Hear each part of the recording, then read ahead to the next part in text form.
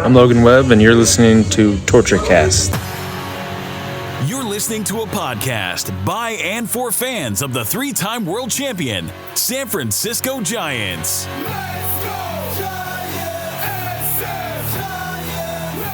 With hosts Chad King and Eric Nathanson. This is TortureCast.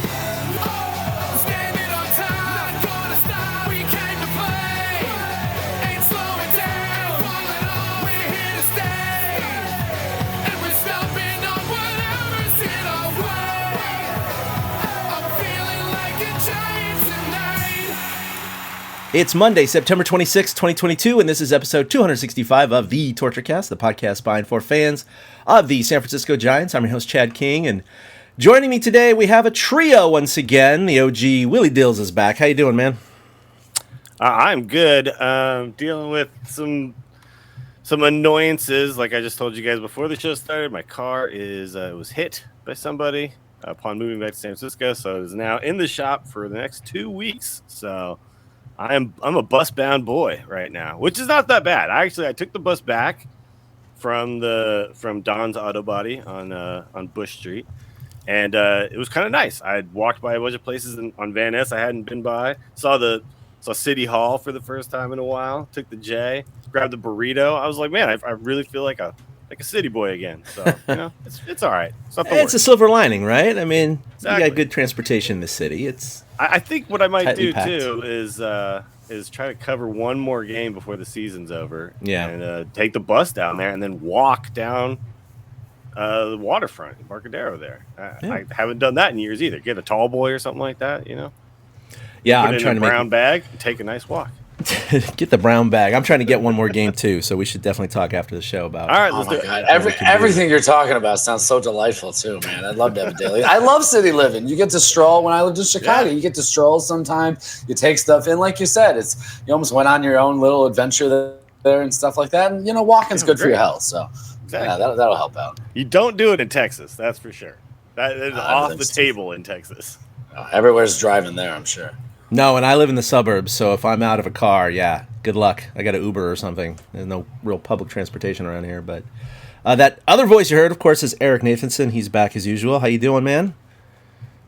Happy as can be. Giants went 6-1 last week. I mean, how fun is that? So, we got some positive things to talk about this time. I was looking forward to today's show. I'm glad we got to record today.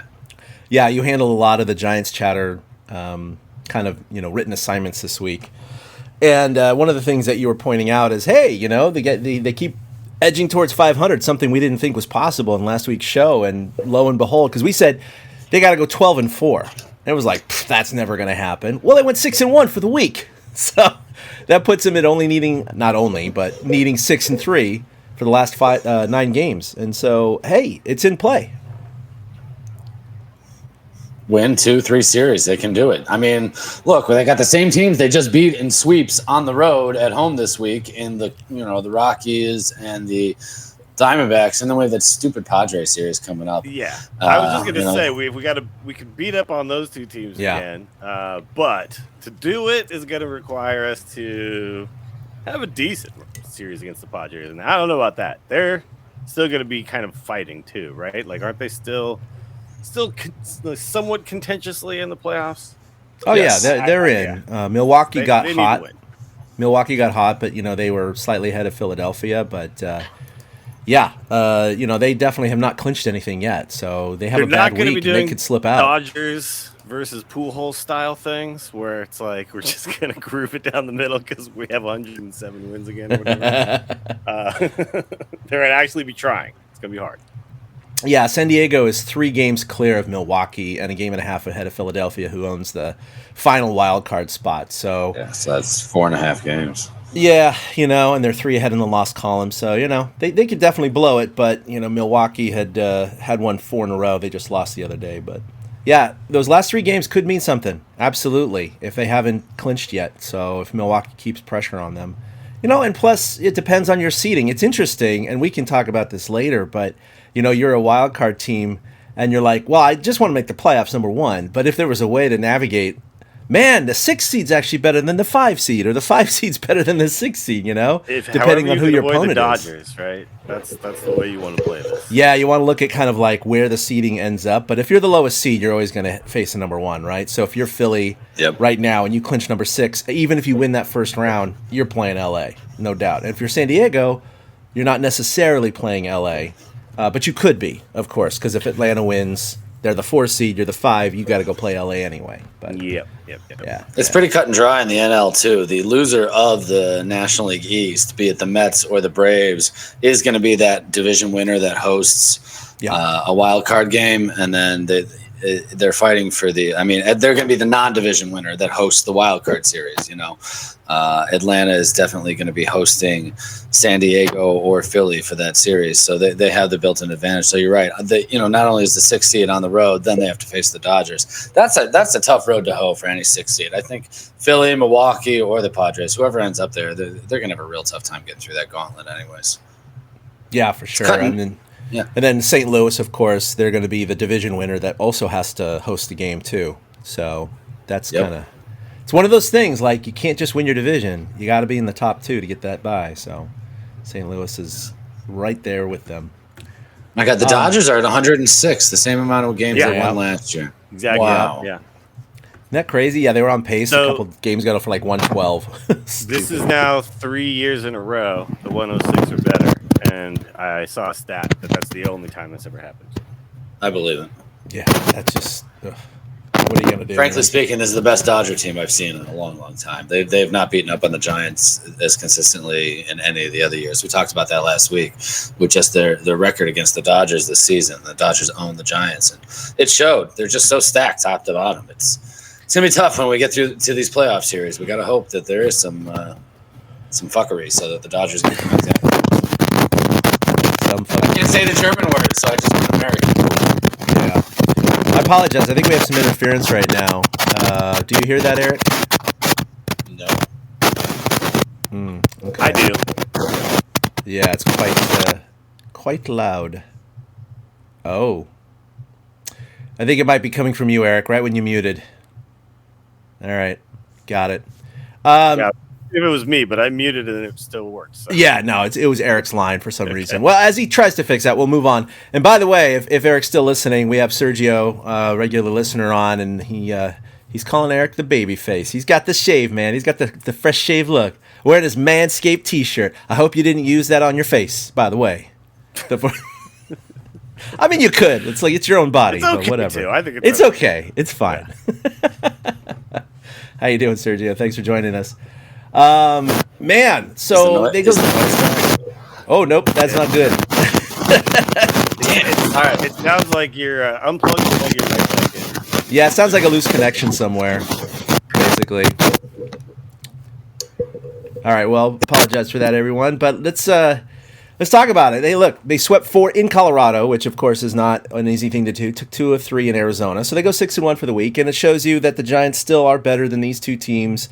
Still somewhat, doubtful in some teams' minds. But I think we have a big story this past week that we haven't had a chance to talk about yet. And maybe he's going to help, kind of guide ownership a little bit from the player's perspective. And unless you've been living under a rock, you know that Buster Posey became part owner of the Giants this week. And I hadn't heard anything about this possibility happening. And I think it was a big surprise to everyone. Willie, what do you think about it? Well, I love it. So I found out I got in the car, and my car always has KMBR on. That's just how it is, right? So I get in, turn on the car, and the first thing, and all of a sudden I just hear what's not the normal guys talking at the normal time. By the way, Eric, you're still yeah, I think you got to mute it, and then maybe try another source like your AirPods or something. I think switch to a different mic if you can. Yeah. So then all of a sudden, I just hear what sounds like a press conference, and I'm like, what could possibly they have to talk about right now in this Giants season, right? And I hear it's like just people asking questions of Buster, and they're asking about being an owner, and I was like, what the hell is this? It was just such a shock. Yeah. just, like you said, completely out of nowhere. I had no rumblings of this, no indication to me at all that this was something that was being thought about. The guy's been out of baseball a year. Like, he just retired. And it is funny because I wonder if this is going to kind of set a precedent of players starting to think about this as a possibility, because nowadays, it is a lot different of a structure. It used to be there was just like one really, really wealthy guy owned the baseball team, right? That was just kind of how it was. But now he's one of 31 owners. Yeah. And he'll be, from what I understand, a member of the board of directors. So he'll be involved in making a lot of decisions, not a hands-off owner. But still, that you don't have to have $1 billion to own a baseball team, right? He made some really good investments and was able to buy in, and now, even from Florida too, Georgia, he can participate in this. So it's just it's a completely different day and age for baseball ownership, and very, very cool. Yeah, he's got a seat at the table now. You know what I want to see? I want to see Buster become like Nolan Ryan's been. Eventually be that kind of face of the franchise, there for all the big playoff moments now, things like that, and somebody that they use to make some decisions in a sense. I mean, they've talked about it. Buster is the reason Tyro Estrada's on the team. He saw him and he's like, we need to get a guy like that, and Farhan went out and got that guy. So you'd like to think maybe as time progresses and Buster's kids get older, it'll give him a real good chance to start being more and more involved. I think we'll start seeing him at the park more next year. But like legit, give it 5 to 10 years, and I think we're going to see Buster like way more than we ever expect to. Sitting in those seats down by the dugout, it's kind of cool. I mean, who expects your franchise icon to become a franchise owner? And it's about time the Giants, with their history, have something like this. It's funny because when he retired, he says he loves this franchise. He says all the right things, and it's true. It's. He signed multiple extensions with them. He wanted to stay with them. He retired a Giant, wanted to do that. But you still also expected, he's a family guy. He lives in Georgia. He's going to go play golf with Vogelsong and the other guys that he lives in that neighborhood with. And, he's probably going to drift away from the Giants and just kind of keep in touch with them. This was why it was such a shocker, but it also shows you, like, how genuine those statements were. When you're taking a significant portion of your money your wealth, and you're putting it back into the team that you say you care so much about, that is definitely putting it out on the table right there. And I mean, it's probably going to be a good investment for him, but that said, you still got to have significant funds. Like the way the Giants, how much the team is worth has just skyrocketed. It's interesting though, because like even Charles Johnson mentioned that he was buying at a very high price. I mean, because that's the thing. It's just like the real estate market. Yeah, the Giants are more valuable than they've ever been in their history, and that's where Buster Posey's getting in at, right? He didn't get in with Larry Baer and company. So don't they have that whole development opening up soon? It's supposed to be another huge revenue stream for the Let's put it this way: so unless got in at a good time. Yeah, unless the U.S. economy tanks, and of course that would only be temporary, right? Like a recession or something like that. The reality is, with Mission Rock coming in, I mean, they got a gold mine coming up here, and so he's going to double his money probably within 5 to 10 years, no doubt about it. But so it's a good investment. But still, coming back as a player and doing that was great. And Brian Murphy, part of the KBR Morning Show, did a book with Buster Posey and Brad Mangin, the photographer, called 28. And he had Buster on the radio before he announced he was an owner. And they talked about, the book and all this stuff like that, and all the players who came back and write. Even Brian Murphy, like, who's not close, but did a freaking book with Buster Posey, had no idea he was buying into the team. So, they definitely kept this under wraps. And I have to imagine this was something that Buster, I haven't heard otherwise, that Buster approached the Giants about. It's not like there was a for sale sign out there. Yeah, but you also think maybe they've been in discussions for a while about it too. Possibly it was part of the retirement. Yeah, right. Buster might have told somebody like Charles Johnson, like, I'd like to be back in the fold someday. I'm dead serious. I heard something where he made some money. You mentioned investments on some cola that he then sold off. And, like, I didn't know about that, but good for him. Good for his advice. I mean, Right. Yeah, if this is what he wants to do, that's really awesome. It is.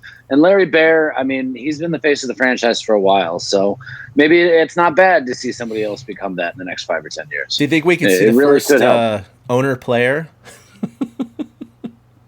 reset his Hall of Fame clock? I know, right? They were talking about that last night, A-Rod and Barry Bonds. Yeah, I know. That's the only reason I thought of it is I saw that clip, and it's unbelievable. So I don't know. I think it's only a positive thing that he's rejoining, or not rejoining. He's joining the ownership group. Again, in his interview with Brian Murphy, they were talking about analytics, and Buster himself said, "Look, there's a time and place for it." He's like, "But I'm an old school guy. I like going with certain calls with the gut and the feel of the game." And he kind of left it at that. He didn't want to eviscerate, Farhan or go too far one way or the other. But I do think as an owner, he might have, he's going to be at the table and everyone's going to be listening to him because he knows the game. And he's going to be like, "Look, guys, I think we need to, maybe stay away from what we've been doing a little bit too much the last couple of years." I mean, we could see some changes because this year we had Ford Proctor proudly wear number 65 when he made his debut the other day. And they gave it to him because that broke the record of 64 players that appeared for the Giants. They gave him number 65 as a 65th. And so, it was funny that they did it, but I don't think it's something to be celebrated. I don't think it's a positive sign that you have 65 players on the roster. But it's, not right. It's an indication of what the problem is right now. The problem right now isn't platooning. It's the problem is that we don't have any positions that aren't platoon. We don't have like 3 or 4 regular guys and then we platoon in all those other spots. Like you platooning 6 through 8 in your lineup is great. Platooning your freaking cleanup hitter. Like I was looking at some of these lineups and I'm like, okay, I get it that we don't know what we got going on any given day. But like, why is Tyro Estrada our cleanup hitter? Yeah. It was like things like that. Maybe he's hot. Okay, cool. But that's a horrible sign when like your speedy second baseman is now batting cleanup. So yeah, it's the platooning is totally okay. But what I do hope that Buster brings is like that attitude. And like you said, he's a voice everyone will listen to. I don't want to see him try to reinvent the wheel though. No. Like, okay, we need to take the Giants in a completely different direction. What I just want to see him do is be an advocate on the ownership group that comes from the player background, the player perspective, because a lot of teams don't have that. They don't have a guy who can say, "Look, I know what it's like to be in the dugout." Larry Baer doesn't know what it's like to be in the dugout, right? So it's like no owner in baseball really knows. There's a few guys, the general managers do oftentimes, but not ownership. So when the guys are actually controlling the monetary investment. And he seems like a smart guy. I don't think he's just going to be like, hey, give the players whatever the hell they want. But I think this opens up a lot more for the players to be happy on this team. They feel like they have an advocate. It's going to be a lot more attractive for people to come to San Francisco when you got a guy like Posey on the ownership. So it changes a lot of things, just attitude-wise on this team. Timing is everything. There is a reason that this was announced before the end of this season and the offseason ahead. They attractiveness. Willie just absolutely hit it on the head. You want a guy like Aaron Judge to come in. You want him to feel comfortable. Buster Posey is in our ownership group. Look at that. The guy that you rooted for 12 years ago to win a title. Look at that. That's amazing. Hero. Yeah, a hero of yours is now going to be one of your owners. That's right. It's the timing. And I don't blame them for the timing whatsoever. Everybody saw an opportunity and they took it. The crossroads, everything lined up perfectly. So I'm totally cool with it. Crawford even said it. He's like, Buster and I, we used to say this, and this to each other. And now that he's owner, we're still going to say this, and this to each other. Like, that's not going to change. Things like that are not going to change. The guys that know Buster are still going to give him crap all the time for just being Buster, and he'll give them crap back. That's just what you do with friends. They just happen to still be players.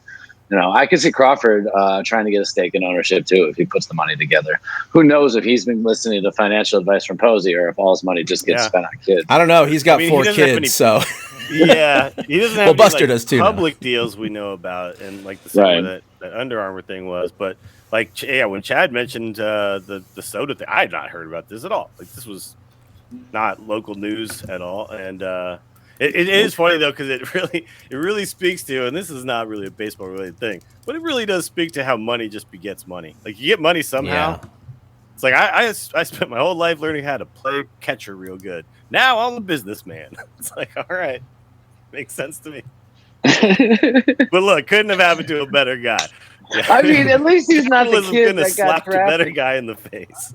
I mean, he wasn't drafted off the back roads of like bumfuck Georgia. At least, I mean, at least he went to Florida State and got an education. True. You know, we know he Baseball has. players some do sort go of- to college. Yeah, that's Yeah. Well, some do. The other ones are idiots. Let's just be honest. So here's a little tidbit from his body armor investment. No one knows the full number, but here's what can give you an idea, right? So they just, let's see, in 2021, Coca-Cola purchased body armor for $5.6 billion, the single largest amount it that's has the ever name paid of his soda. for a drink brand. Body armor, they do the drinks, like the recovery drinks. I bought them. They have like fruit punch. Yeah, and no, all- we always had these my in like the fridge at work. They're coconut water based, yeah, and they got like fruit They're punch and orange. I like them. I buy them, and my son likes them too because they don't really have good. too many, additives or Maybe whatever. that's what it is. And so here's a couple of tidbits here. This is from a 2013 article about the $5.6 billion deal that eventually happened. It says, not only did Posey sign on as a partner, but he also invested his own money in the company. This is Under Armour. While the company's other endorsers, there are 6 in all, include the Angels' Mike Trout, Patriots' Rob Gronkowski, have also taken company equity. Posey's stake is larger than the others. Rapol won't reveal exactly how much Posey invested, but says, quote, you'd be surprised at the number. And then to further that, the late Kobe Bryant was an early investor in body armor as well. The sale to Coca-Cola reportedly netted his estate $400 million from his original $6 million investment. Jesus, Yeah. that's some ROI right there. So that is almost 10 times, right? That's like 7 times your investment. So if freaking Posey, and they said you'd be surprised at the number, and he invested more than these other guys. If he did $6 million like Kobe Bryant, then he's got $400 million on that. That's more than he's ever made as a player. And like the amount he must have put into the Giants is significant because I don't care if you are Buster Posey. You don't just go from non-investor to investor to part of the board. Yeah. Like without putting a significant amount of money in. So I imagine he plunked down a good chunk of change for what he's going to be available to do now and what he wants to do. It's an awesome story. I mean, that's why unheard of, that's man. why Nolan Ryan's the only comp really, because he's the only guy that's shown a majority ownership and become a face of an ownership franchise. Granted, the Astros are, the Astros, and they've had their ups and downs over the years, but like you can always look to the franchise icon to be there. And then like Biggio and Bagwell show up for big games. And like, can you imagine 5-10 years from now, the Giants are in the playoffs, and Crawford and Belt and Posey are sitting in the seats next to the dugout, just hanging out. I mean, how cool is that going to be? Yeah. I think that's kind of the direction this might be going. I mean, I'm not saying like Belt's going to invest as an owner, but you can definitely see Buster being a reason to bring franchise icons back to hang out and watch big games. It's a very similar feel in my mind, and more teams need to do crap like this. This is good. It's good for the brand, and it's going to sell a lot of things. Posey jersey sales probably went up. I just can't imagine, what if Buster Posey invested more than $6 million? He could have netted $500 million or more. Yeah. Right? Invested. Yeah, it sounds like he's got a ton, and I'm sure he's going to get a pretty decent interest rate if he wants to get a loan to put more in. And then did he have an original rider that he gets paid on the back end a certain percentage if it gets sold at some point? Right. So did he have points in that direction in some way, shape, or form? Because if Kobe was $6 million, what was that, like 2012? Buster didn't have that kind of money yet. So where did Buster get the capital for that? Did he sign a deal that helped him out on the back end? I'd love to know the details of this. Yeah, I know. Who knew Buster was who knew he'd be Scrooge McDuck rich? He's balling out of control. Balling. Just for fun, the Giants are currently ranked as the 5th most valuable Major League Baseball team at $3.5 billion right now. Which is number one the Dodgers? The Yankees. $6 billion. $6 billion. I know and the then Yankees, Mets, Dodgers, and I think what is it, like San Diego or somebody else? No, weird. it's gotta be the Cubs. Yankees at 6, Cubs. Dodgers at 4.1. That's a huge drop from 1 to 2. Red Sox at 3.9. Red Sox. That's really, Cubs at 3.8. Giants at 3.5. Okay. Yeah. So I remember Pretty like crazy. San Diego was worth way more than I expected at some point when I looked up these numbers. Yeah. But not in those realms. Yeah. San Diego is number 17 at Oh, wow, okay. 1.58 billion. So like less than But they're- half the they're- Giants. They're all over $1 billion now. I remember when it was a I know. huge deal when Jerry Jones turned the Cowboys into $1 billion franchise, and now Mm-hmm. these things are worth like $5, $6, $10 billion. It's Well, you guys want to absolutely go amazing. in on the Marlins? I mean, they're worth, according in March, 0.99 billion. So maybe they're just. What if we just offer a cool Wow. billion? We can got pull a it. shot, yeah. We can pull it. Left. We can do it. You got a shot. Yeah, their debt's only 40%. Not too bad. All we got to do, we could pool all our listeners, foreign and domestic, and we could probably work something out. I mean, 3 of us will run the franchise. I see no. We could do a problem down with this payment stuff. on the Crazy Crab costume or something. Yeah, that's about it. All right. Well, we were talking about attracting players with Buster Posey, and so we might as well jump to that real quick. But Aaron Judge, of course, one of the prized free agents this coming year, and the Giants are expressing huge interest, and everybody is behind it, including Barry Bonds and others. Hit his 60th home run a few days ago, and he's kind of been sitting there for a few days, so he's close. He's real close to tying and breaking Roger Maris's record, and we know that Barry Bonds is sitting Sorry, at what did you 73. say? Roger Maris is what now? American League. American League record. Thank you. What did I say? You just You said just record. said record. Oh, well, record. Yeah, I just didn't specify. You're right. It is a record, yes. As I was, continue to say about Barry Bonds at Just not 73. the record, like everybody's trying to pretend like it is. I know there's so many people doing that. It's like The backhanded haters. Yeah, it's frustrating. So I mean, I was in the park for number 73 against Russ Springer, and that was a pretty cool moment just to see Russ. I thought it was Dennis. Russ. that. Yeah. Thank you. I just remember trying that to the think of day is kind of that- trying to think of emblazoned that in my mind.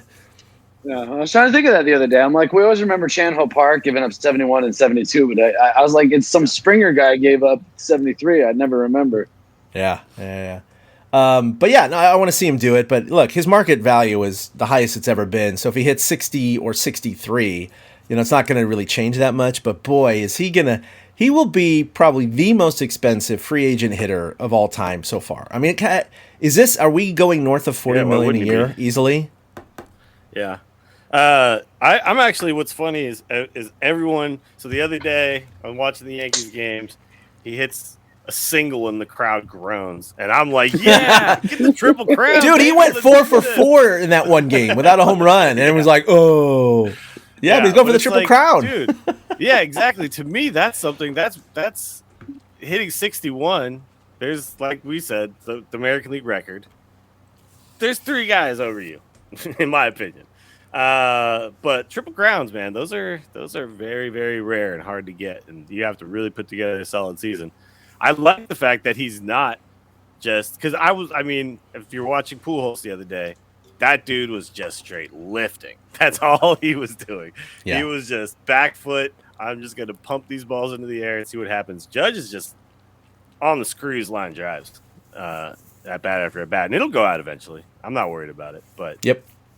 Yeah, he's trying to help he's his solid. team He's locked win. in. And plus, getting the home run record could be a byproduct of trying to, hit for average or just trying to find the gaps, right? And he could win the triple crown as a result and still have 62 on top of that. I mean, the dude, he hits, him and Stanton hit home runs that are just stupid, right? They just hit these lasers that if we had the same, launch angle, there might be lineouts to the outfielder, and they're just crushing it, and it's just sailing over the fence, and you're like, it gets out in like 1.3 seconds. You're like, what the hell?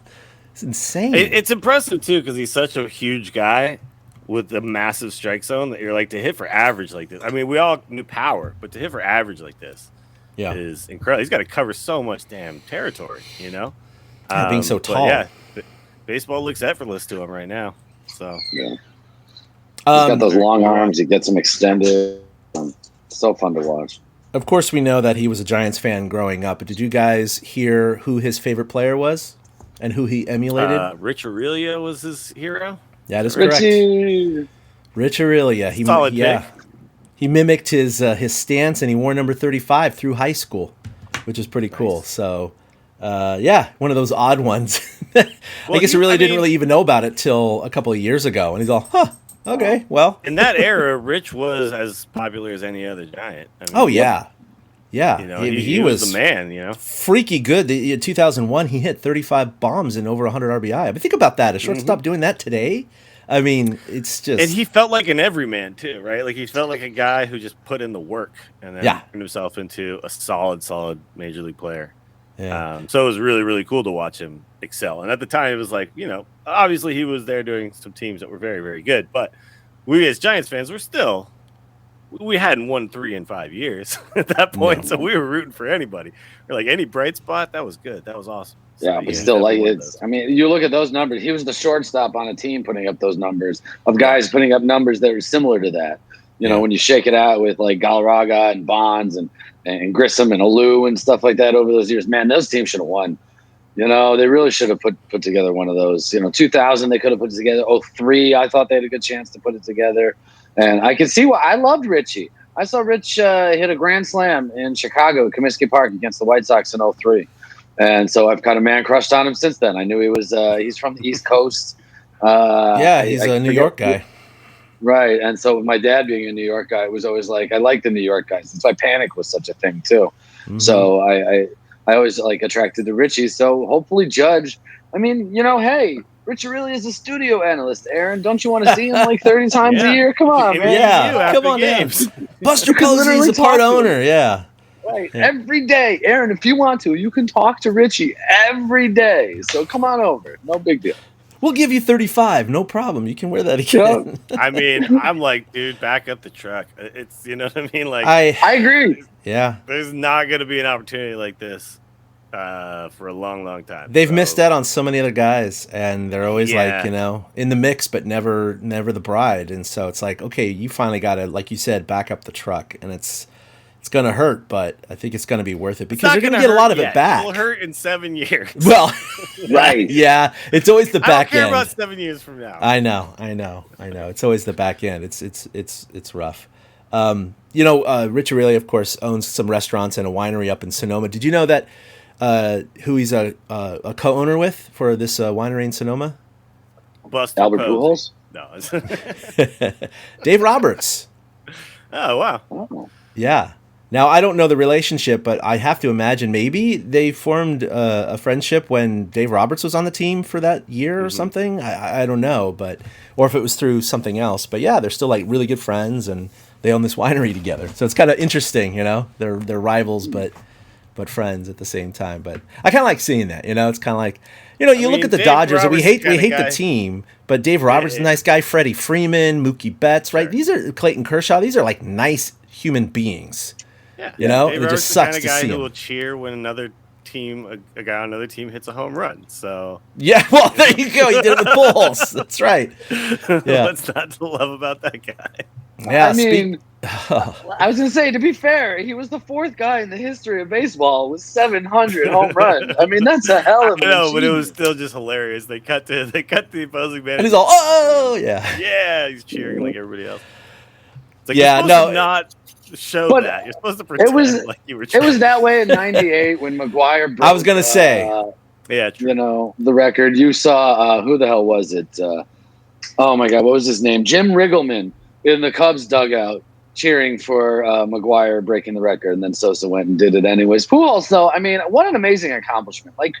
He's just one of those underrated superstars that we never talk about because he's never really had huge battles with the Giants. He was on the 0-2 team that they played in the playoffs, but that's it. He wasn't on any of the teams for the Giants 3 and 5 that they played against the Cardinals. Yeah, he unfortunately had to go to the Angels for a decade and just kind of be under the radar. Had bad years too, but just be a superstar under the radar over there. But I mean, I would not say underrated when he was a Cardinal initially. He was fantastic. The best in baseball. Yeah. He was crazy. And, I was lucky enough to know as much about him as I do because my stepdad's a Cardinals fan. But, it is funny. He was the best player in baseball and then just got – I don't understand why the Angels always have, the best guys and they can't ever win. It's just a weird thing going on over there.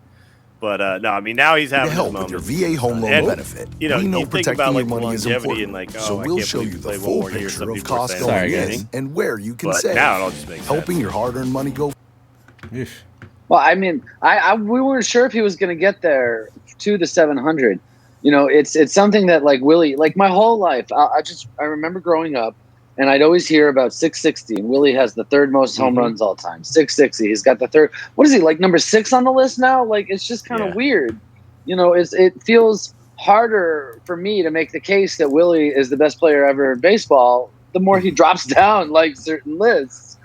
And it's not from any fault of his own. I mean, Pujols is a one guy, though. I mean, who knows if he juiced, but it didn't seem like he was ever really accused of juicing. It didn't seem like he ever really got caught. He was always in the crosshairs. outside of that conversation for sure. Yeah, right. And you know, it wouldn't surprise me if he did to some certain extent, but just not.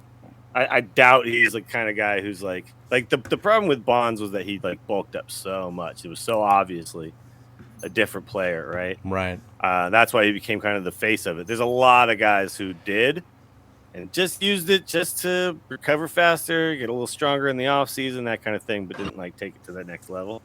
So yeah, he's going to avoid that kind of conversation, I'm pretty sure. At this point, everyone's acting like it's impossible he ever did. So yeah, no, it's hard. You know, it's crazy. I mean, look at him this year, right? This is his last year. He's retiring. He's whatever, 40-something years old. His numbers are better than any of the years with the Angels right now. 264, 21 bombs. I mean, his OPS is 860. Okay, that's his highest OPS. Yeah, he never was at 860. He was 859 was his highest OPS his first year with the Angels.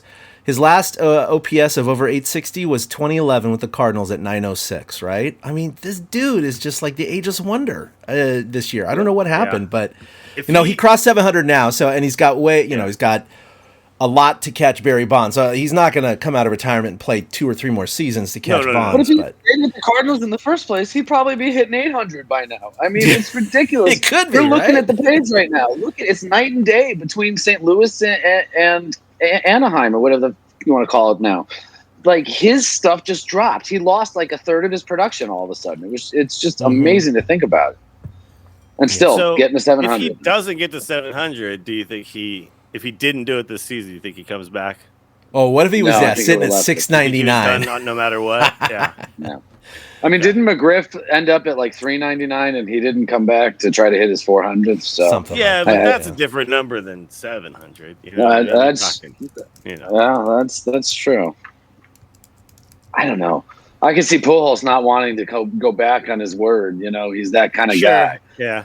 But I mean, at this point, if he wanted to, he could just be like, "Well, I'm just going to break Babe Ruth's number now." It definitely looks like he can keep playing if he wants to. So, I don't see what the Cardinals. I'm sure would have him back too. I mean, he's Gate. Yeah. He's always going to be Gate, and for sure, 21 home runs, and really, he has had a strong finishing kick when they needed him. And now they're going to try to win one for Albert. I'm sure. Albert and Waino and Molina, they got the whole old guy crew going on in St. Louis right now. It's like we are literally watching playoff baseball from 2006 when they take the field. Yeah, that's what's going to make it really sad when they just lose to the Dodgers.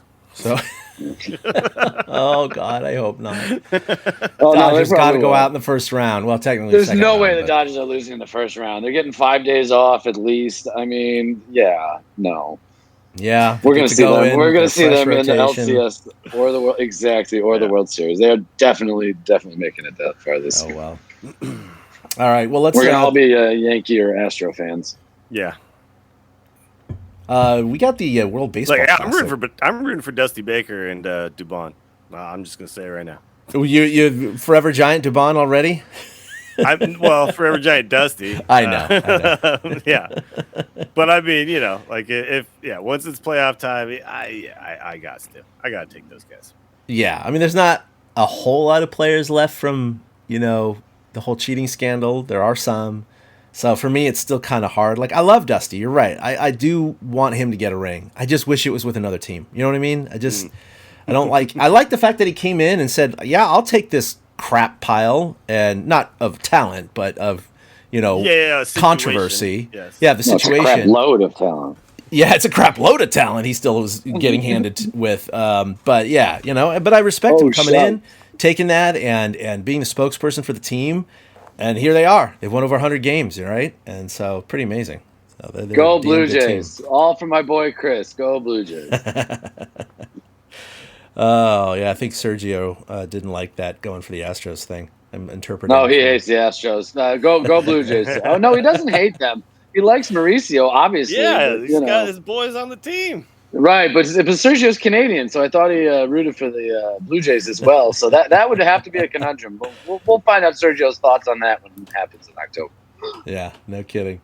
We have one listener from the UK, Martin Banks. He just wanted to mention something, and I said, yeah, we'll go ahead and do that. He wanted to shout out Team Great Britain, who qualified for the World Baseball Classic for the first time in their history. And apparently Jazz Chisholm is going to be on the team in March. So that's pretty cool to see that. I did go back and actually watched some of the highlights against Spain, and it was a crazy game, that last qualifier. So, but they made it in, so congratulations to Great Britain. Just wanted to mention that for one of our listeners. Is it all just like, is it just like all the like rejects on the team from the sport they really care about over there, or how do they put together a baseball team in the UK? Well, no, so they were showing the highlights, and every time you'd see someone come up to the plate, they'd call him out and then say where he was in whoever system, right? He's the number 52 prospect in the Marlins system. So these were baseball players who just happened. Real baseball players and minor leaguers. Yeah, for sure. There's enough. And you know how it's kind of with the Olympics, it's like how you claim citizenship, or not citizenship, but what country you can play for. You know, sometimes the rules are a little loose, shall we say? It's like my grandmother was a Jamaican citizen, so I'm going to play for Team Jamaica. You're like, dude, okay. What? Yeah, because like if you grow up in the UK, you don't play baseball, right? Not really. I mean, there's some. We have a lot of UK listeners, so they definitely they learn about the game and they want to see good baseball and learn how it is, but. Like, I can't imagine. I'd love to hear some feedback from some UK listeners. Like, is there even the opportunity to play ball? Are there diamonds anywhere around for guys to get together and play ball? I mean, I know there's cricket grounds and stuff like that, but are there any baseball diamonds? I mean, soccer pitches and cricket grounds. That's all I know of. So any UK listener, give us some feedback. Email us at, TortureCast? What's our email? TortureCast@gmail.com. Yeah. There you go. Email us if you have any thoughts or know of anything like that from Britain, because I mean that's kind of interesting to know. I got a buddy Charlie. I should ask him if they have any, because he loves baseball. But I think that they're drawn to a lot of the analytics of the game, and so I have no idea how much they actually play it. It's funny because it's the whole root of it is like the American pastime. It's like such a thing. Like other countries might, because I think other countries adopt other things like football and stuff like that has made a little more of basketball for sure, made a little more of a splash. Just baseball just being so American, like you might have a little pushback there, right? Well, I'd say baseball is Latin too, though. Yeah, when its roots are American, right? So true. But like, so when it comes to like Q sports, nobody plays like 8-ball in Britain. Like we have there's a pool table at every bar. They play snooker or they play English 8-ball. And it's like a completely different game. Yeah, I mean, we have cricket fans here and rugby, and I'm not saying those are necessarily English sports, but it played a lot in England, so it goes both ways. So,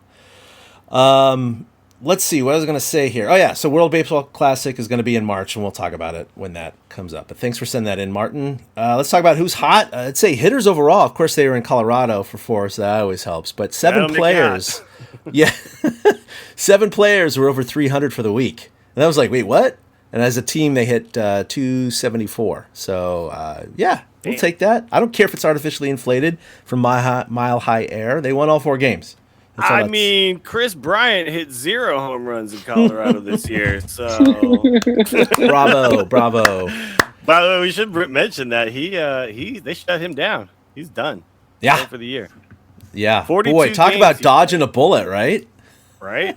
Yeah. I mean, no, we can't say 100% accuracy whether or not this would have happened had he stuck around. I mean, obviously, but right. Yeah, I'm glad we didn't spend that amount of money on him for sure. Yeah, no doubt about it. That's a good thing. And then Eric, you wanted to highlight the pen because the pen definitely was good this week. They were really the reason for the winning streak. I mean, forgetting just that Monday game last week where it was a 10-7 game. Even that game, though, Junis gave up like 12 hits and only one reliever gave up a run and nobody else gave up anything after that. I feel like the pen needs a little love here because Yarlene Garcia had a decent week. Camilo, I mean, the guy touched 104 the other day on the gun. One of the only 5 men to do that in the StatCast era, and it was absolutely the fastest pitch ever thrown by a Giant since they've been tracking it. Zapucki has stepped up, I want to say, for a little bit. Scott Alexander hasn't been bad. Jarrell Cotton wasn't bad when he's come in so far. And then, shout out to Shelby Miller. The guy threw 2 2/3 innings, so he got, 6, 7, 8 outs, and 7 of them were via strikeout. So the pen, a lot of the guys on the pen do. Just imagine if the guys in the pen had performed this way all season.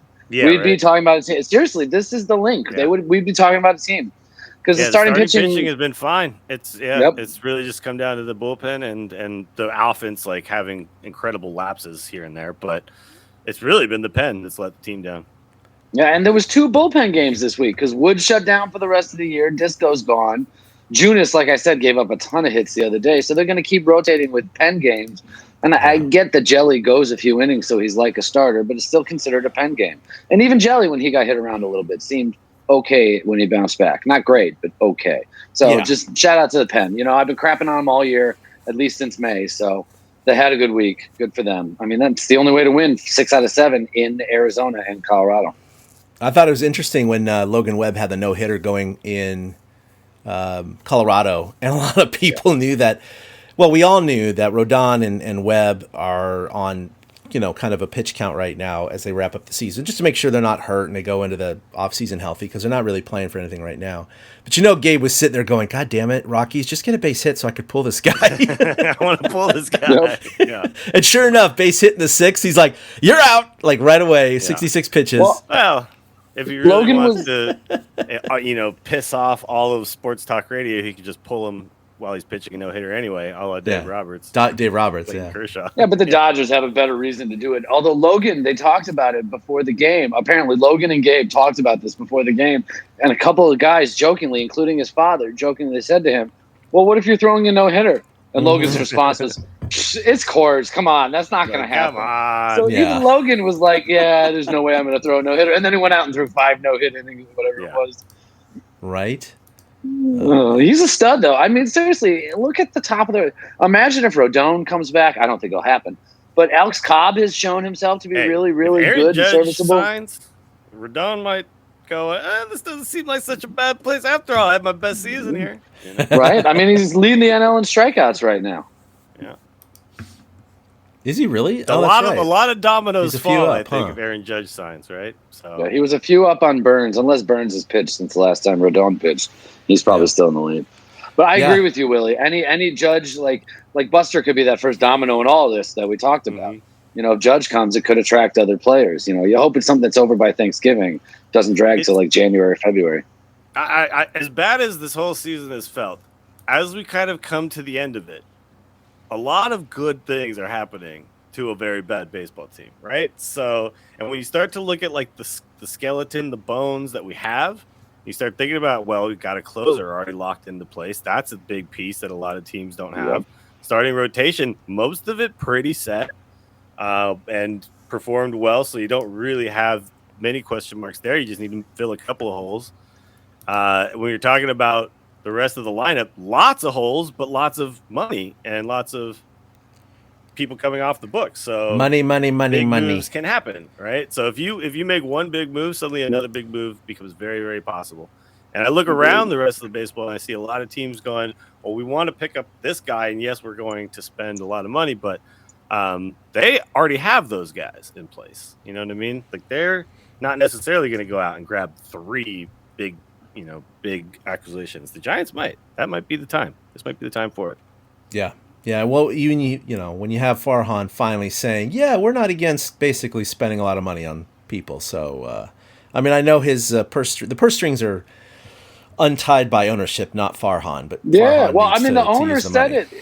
in the Buster press conference. 2 different owners said something about Aaron Judge in the Buster press conference on Zoom that day last They're week. not being coy. No, they're not. Straight up I mean, saying it. people are like, "Is this tampering?" They're not being coy at all. They're saying, "Come on, come home." You know, that certain guy in the Bronx. I mean, you're not even being clever. We know who everybody's talking about. Yeah. So they really do have open pocketbooks. It really is a matter of whether or not Farhan can make it fit. I mean, because ownership's totally on board. You have to look, if you go to the games, you have to look around the stadium and go, this doesn't feel right. And how It's are we bad. going to fill this place up, right? And the way you fill that place up, I'm just going to say right now, number 99, you know, that's the way you fill that We've place mentioned up. it a couple of times. There's like, you know, you still see Posey jerseys and others around the park, but, you know, you have Belt's imminent departure. You have Crawford maybe with 1 year left with the team.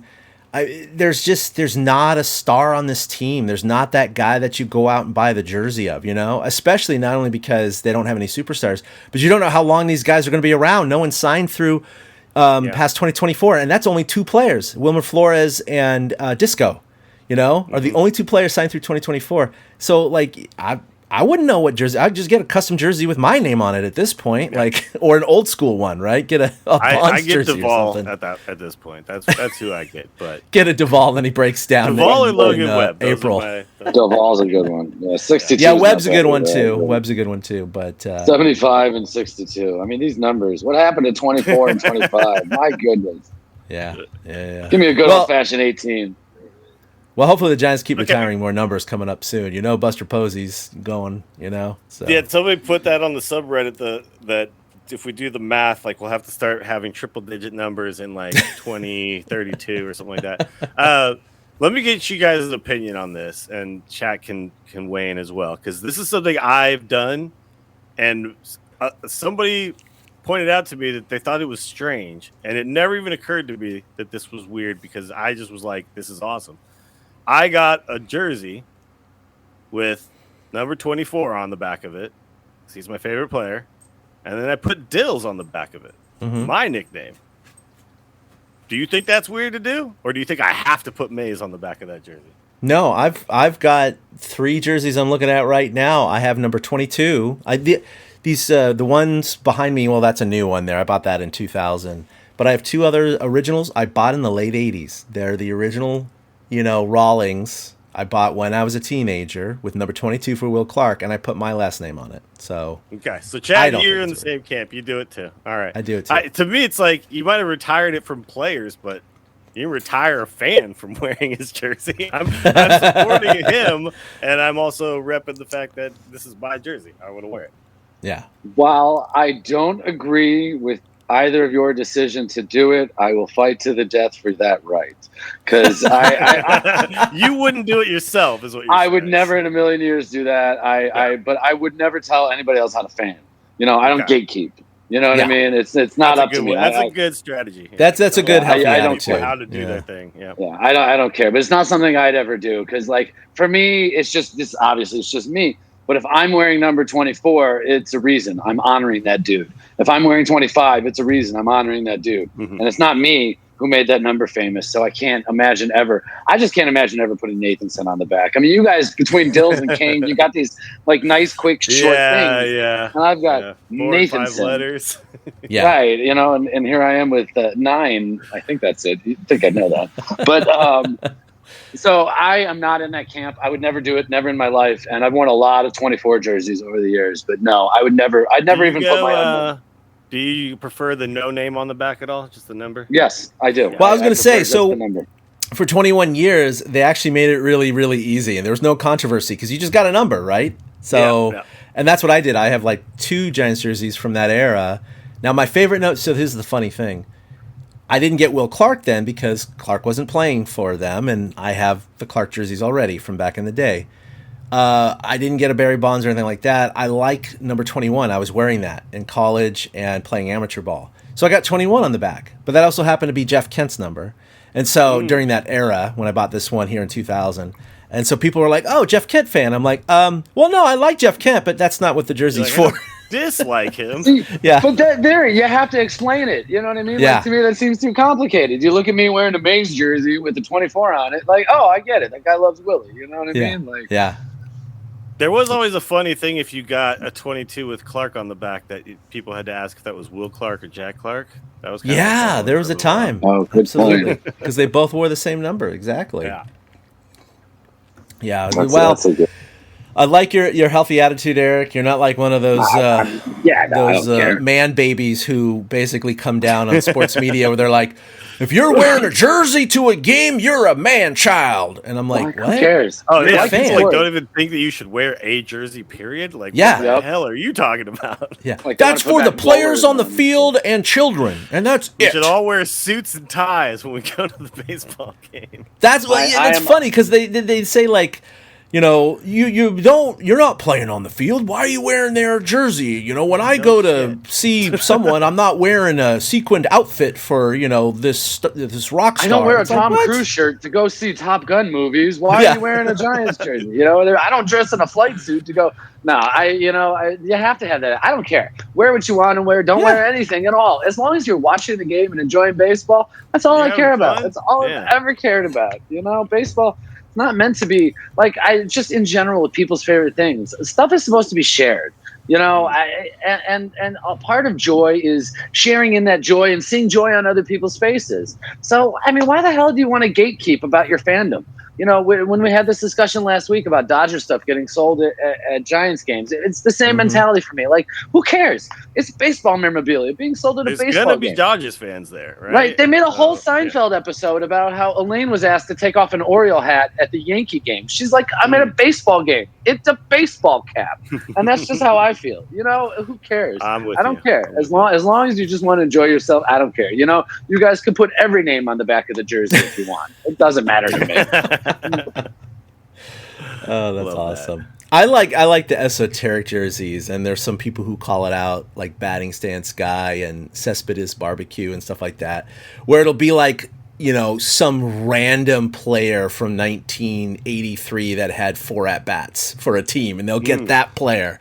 The ironic That's a one. Dan Gladden Giants jersey. Oh my God. Yeah, exactly. Those deep cuts and stuff. I love that stuff. You're gonna wear It's the great. Dan Ugla Giants? Yeah, the Dan Ugla, who also wear 21, by the way. So people can ask me that. Oh, you're a Dan Ugla fan. Yes, you did.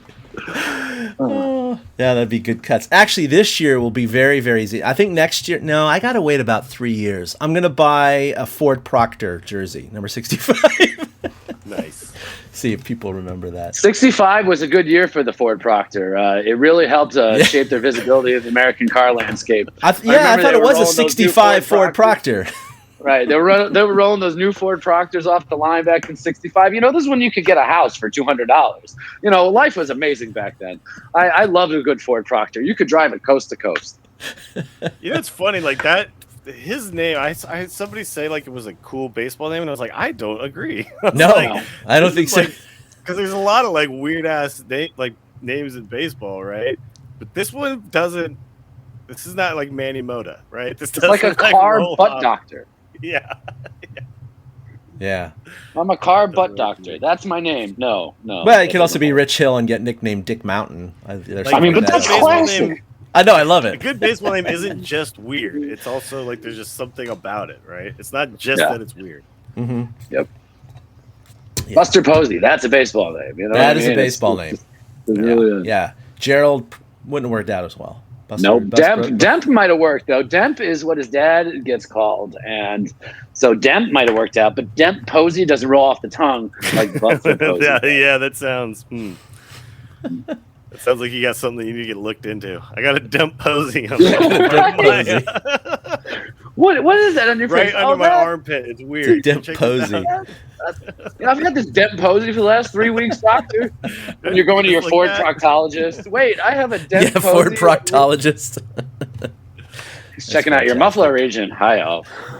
Yeah, we really don't have anything to talk about when it comes. No, we're going off the tracks. That's all right. Baby. We're rapping anyways. Oh, that's funny. All right, well, the Giants got 9 more games in the 2022 season, 3 against Colorado, 3 against Arizona. Those 6 will conclude their final homestand of the year, and then 3 at Petco Park against the Padres to finish out the year. So they go 6-3, and they finish at 81-81. So I think that's the goal right now. I think that is the goal right now. So hopefully they can do it. Beat up on Colorado and Arizona. How about this? Just win all 6 against those teams, and then you're guaranteed, right? Then you can go to San Diego and it won't matter. So and then they could have a winning September as well. We've been talking about that. They haven't had a winning month since April. April is the first month of the June season. was 500 at 13 I'll and learn 13. to talk eventually. Okay. That seems like a lifetime ago. I know it does. They were 14-7 in April. Yeah, I remember that. Yeah. We're like, this team's good. Farhan knows exactly what he's doing. Yep. Here we go again. It's gonna be awesome. Never mind. Whoops. Only 35 games back. No big deal. No big deal. 20. Yeah, they're like one of the top teams ever to have the biggest turnaround in terms of games back after winning a division.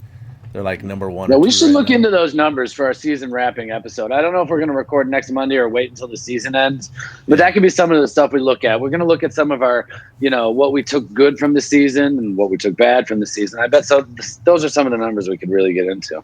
Mm-hmm. For sure. Yeah, we'll do our playoff preview probably at that point. I think we'll probably go next Monday, and then we'll go from there. But you'll find out over on social media. Speaking of which, you can follow us at TortureCast collectively or individually at ChadK21, at 2 Out Hits with the number 2 for Eric, and at Willie Dills. You can also like us on Facebook, facebook.com/TortureCast. You can find everything that we post, torturecast.com. And of course, if you're listening to this, you already know where you get your podcasts. But if you're on Facebook watching the video stream or the recording, just use your favorite podcast feed and our feeder, catcher, whatever you want to call it, and you can find us there. Eric, so you got Giants chatter. What else you got going on? Nothing. I'm just sorry to any live streamer. I apologize about my face and that you had to endure us. There's a reason we're a podcast in the first place. No, just Giants chatter. We're still trying to have fun right out the season. We do game recaps every night. Now it's just kind of a matter of wills. Like, can we get through the season and do it? And I think we're going to. And then there'll be an off season with Giants chatter when we get stuff going, but nothing really beyond that. Just, I'm just pulling for a 6-3. I want to see the Giants finish 500. That's my ultimate goal right now. That's all I'm looking forward to. Yeah. It's like having a bad day at work or a bad day in life. If you just cap it off with a couple of really good micro brews or a good dessert or a good movie, you're like, okay, the day wasn't as bad as I thought it was going to be. Maybe that's what the Giants can go. If they finish 500, we're like, not a good season, but they ended okay. So we'll go for that. Yep. Willie, what do you got going on? Really just MGA stuff is the focus these days. We got the World Championship in just over a month and a couple of weeks here. So November 10th, 11th, and 12th, I believe, are the dates right now. So just focusing on that. We got a lot of work to do. We just had our tournament last week, and it was a very similar situation. Had a horrible round, but I parred 18. So as I walked off the 18th hole, I was like, that was all right. Don't look at the rest of the scorecard. Just remember that last number 18. The last one was sweet. Hey, by the way, other than that, you got over 400 players coming, right? Yeah, we're sold out and have a waiting list at this point. So that's insane, man. Yeah, it's gonna be awesome. It's gonna be a shit show, probably, but in a good way. So yeah, looking forward to that. But you might, before the end of or before I leave for Vegas, you might see some streams happening because I do have somewhat of a setup again, and I've been missing doing it. And I've been playing a lot of Battlegrounds, like when I'm ending my evenings, so I've been thinking about doing that. So if you if you're interested, you might find me there. Twitch.tv/Willie Dills is still where that happens. If it ever your happens. setup looks great, man. I mean, that's impressive. Yeah, I love this? that Check thing it in the out. back left corner. That is something else. See, I do actually have. Oh, you do? Hey, there he is. Yeah. He appeared for about 1.3 seconds. That he does exist somewhere. It's not just a there voice is in a the cam. clouds. I just haven't really got everything set up fully yet. There's a cam though sitting here. It's ready. That's awesome. That is awesome. All right, well, that'll do it for episode 265. We'll probably be back next Monday. If not, it'll certainly be Thursday right before the playoffs start. So tune in on social media. Follow us for information about that. But until then, this is Chad signing off for Willie and Eric, and we'll see you next week. Until then, have a great weekend. A boom. A big thank you to everybody for listening to the Torture Cast, the podcast by and for fans of the San Francisco Giants. Follow us on Twitter at TortureCast. You can also like us on Facebook or check out our blog at torturecast.com. I also want to say thank you to Ashcon and Bailey for letting us use their song Feeling Like a Giant for our intro.